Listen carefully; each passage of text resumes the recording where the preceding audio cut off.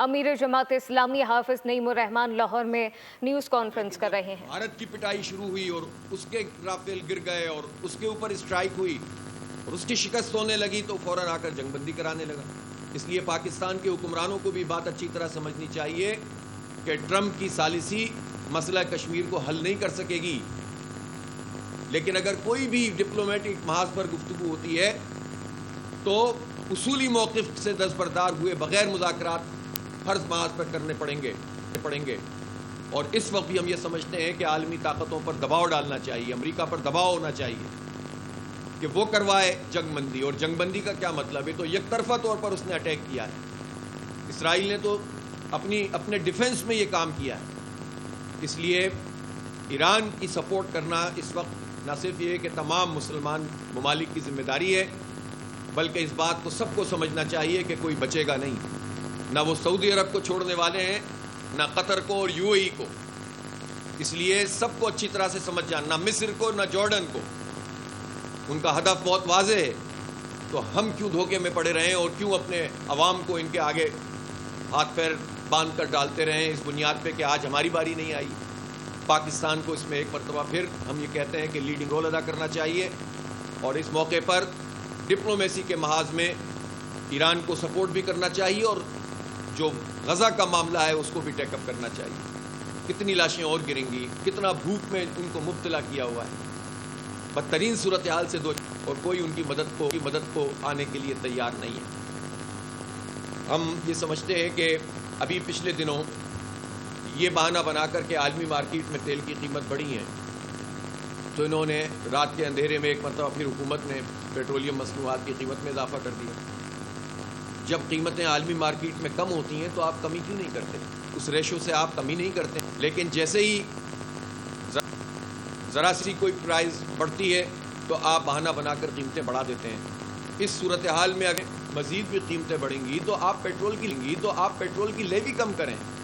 آپ کہتے ہیں ہم سے آئی ایم ایف کہتا ہے، تو آئی ایم ایف کو بتائیں نا کہ دنیا میں جنگ چل رہی ہے، مشرق وسطیٰ جنگ کی لپیٹ میں ہے، اور ہم کو آپ مجبور کرتے ہیں کہ ہم خون نچوڑتے رہیں اپنے عوام کا اور پیٹرول کی لیوی بڑھاتے رہیں۔ اس لیوی کو ختم ہونا چاہیے، پیٹرول کی قیمت تقریباً 40% کم ہو جائے گی، مزید ٹیکسز کم کریں گے، پیٹرول کی قیمت آدھی ہو جائے گی۔ تو اس لیے حکومت اگر اسی طرح سے پیٹرول مصنوعات کو بڑھاتی رہے گی تو کیسے انڈسٹری چلے گی، کیسے عام آدمی کا گزارا ہوگا؟ پھر اسی طرح جو بجٹ وفاق میں آیا اور اب صوبوں میں بھی آ گئے ہیں، ہم یہ دیکھ رہے ہیں کہ وفاقی حکومت ٹیکس پہ ٹیکس لگانے کی بات کر رہی ہے، اور جتنی باتیں ایک مہینہ پہلے وزیر خزانہ صاحب فرما رہے تھے کہ معیشت تو ترقی کی منازل طے کر رہی ہے، پاکستان تو اتنا معاشی طور پر آگے بڑھ گیا ہے، وہی وزیر خزانہ یہ کہہ رہے ہیں کہ ہم پر تو بڑا بحران ہے، ہمارے ساتھ تو یہ مسئلہ ہے، ہمارے ٹیکس کے اہداف پورے نہیں ہو رہے، ہم کیسے اپنے پروگرامز چلا سکتے ہیں، اور عوام کے اوپر یہ سارے قرضوں کا بوجھ ڈال دیا۔ میں ایک مرتبہ پھر یہ پوچھنا چاہتا ہوں کہ تنخواہ دار طبقے سے وزیر خزانہ صاحب، آپ کی ایف بی آر نے 500 ارب روپے وصول کیے ہیں، ذرا ہمیں بتائیں کہ بڑے جاگیرداروں سے جن کی زمینیں سینکڑوں مربع ہیں ان سے کتنا انکم ٹیکس جمع ہوا ہے؟ 4 یا 5 ارب روپے بھی پورے پاکستان میں جمع نہیں ہوا۔ یہ کہہ کے آپ جان نہیں چھڑا سکتے کہ یہ صوبائی سبجیکٹ ہے، صوبوں سے تو ہم پوچھیں گے، اور صوبہ کیا ہے؟ پنجاب کا صوبہ تو مسلم لیگ نون کے پاس ہے، بلکہ خاندان میں ہی موجود ہے، چچا وزیر اعظم ہے، بھتیجی وزیر اعلیٰ ہیں، اور سندھ میں پیپلز پارٹی آپ کی اتحادی ہے۔ یہ مصنوعی جنگ لڑتے رہتے ہیں، لفظی جنگ ہوتی ہے، سب کام مل کر کرتے ہیں، حکومت ساتھ چلا رہے ہیں، اور سارے 26ویں ترمیم ساتھ مل کر پاس کراتے ہیں، اپنی تنخواہیں ساتھ مل کر بڑھاتے ہیں، اور سینٹ کے چیئرمین اور اسپیکر قومی اسمبلی کی تنخواہ 600% جو ہے وہ خود مل کر بڑھا۔ جب مسئلہ آتا ہے بجٹ کا یا کہ کوئی ایسا مسئلہ جو عوام کے سامنے جانا ہو تو نورا کشتی کرنے لگتے ہیں اور پھر مل کر بجٹ پاس کر دیتے ہیں۔ تو اس لیے پیپلز پارٹی تو سب سے زیادہ دھوکے بازی کرتی ہے، اور خود وہ سندھ کے عوام کو کیا دے رہے ہیں۔ اب آپ دیکھیے کہ جو وفاق سے ان کو پیسے ملتے ہیں صوبوں کو، اب اس میں کوئی کمی نہیں ہے، تعلیم کے بجٹ میں، صحت کے بجٹ میں۔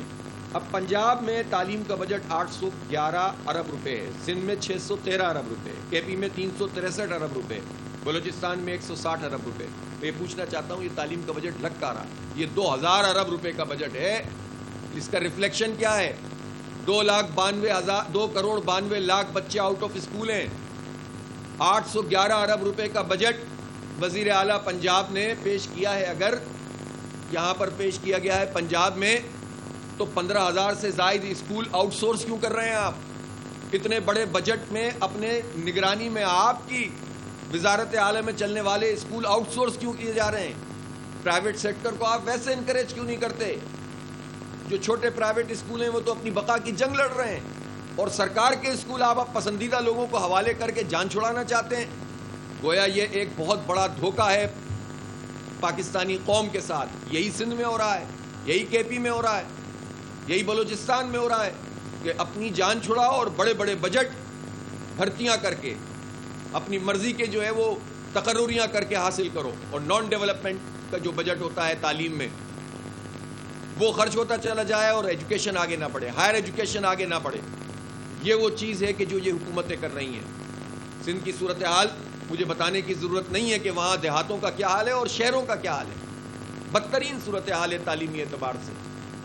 اسی طرح سے صحت کا بجٹ آپ دیکھیں گے تو یہ بھی کم نہیں ہے. 630 ارب روپے کا پنجاب کا ہے, سندھ کا 371, کے پی کا 276, بلوچستان کا 80 ارب روپے.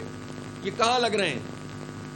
بی ایچ یوز آپ آؤٹ سورس کرنا چاہتے ہیں, آپ اور بھی بہت سارے ہسپتالوں کو دوسروں کے حوالے کرنا چاہتے ہیں اور تصویریں اپنی لگا کر جو ہے وہ لوگوں کو دھوکہ دینا چاہتے ہیں, اور پھر آپ صحت کا یہ بجٹ کہتے ہیں کہ ہم کنزیوم کر رہے ہیں.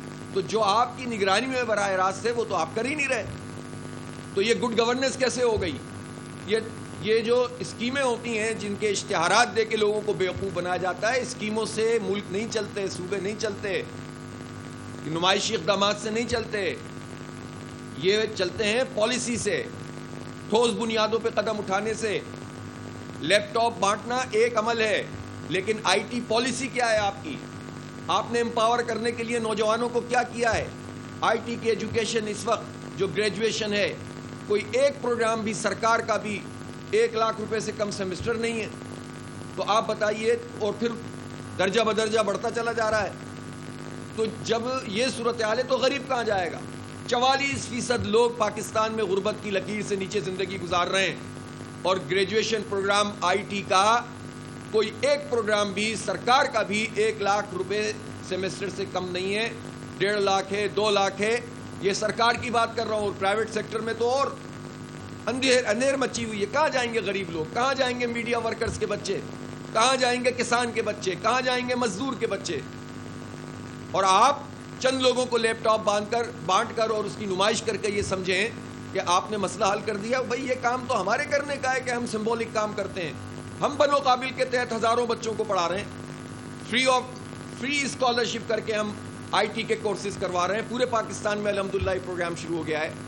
تو یہ تو پارٹیاں کرتی ہیں یہ کام, حکومتیں تو یہ نہیں کرتی. حکومتیں پالیسیاں بناتی ہیں, حکومت سب کے لیے سہولت فراہم کرتی ہیں, یونیورسٹیوں کو گرانٹ دیتی ہیں, ریسرچ میں پیسہ دیتی ہیں, نمائشی اقدامات نہیں کرتی.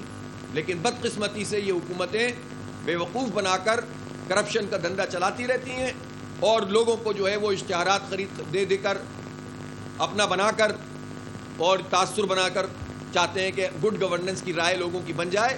تو جب گروسری اسٹور پہ کوئی جاتا ہے نا, کوئی خاتون, تو آپ کی ساری گڈ گورننس سمجھ میں آ جاتی ہے, اور آپ کی معیشت کی ترقی بھی پتہ چل جاتی ہے. جب فصل لگاتا ہے نا کسان, تو آپ کے سارے اشتہارات دھڑام سے گر جاتے ہیں. وہ اشتہارات بھی ہمارے ہی پیسوں کے ہوتے ہیں. زراعت کا بیڑا غرق کر دیا اس حکومت نے. یعنی پچھلے سال بدترین حالات میں بھی ہم نے 6% گرو کیا تھا, اور اس مرتبہ ہماری گروتھ امیر جماعت اسلامی حافظ نعیم الرحمان کی نیوز کانفرنس جاری ہے. سبسکرائب کریں اور بیل دبائیں تاکہ کوئی خبر رہ نہ جائے.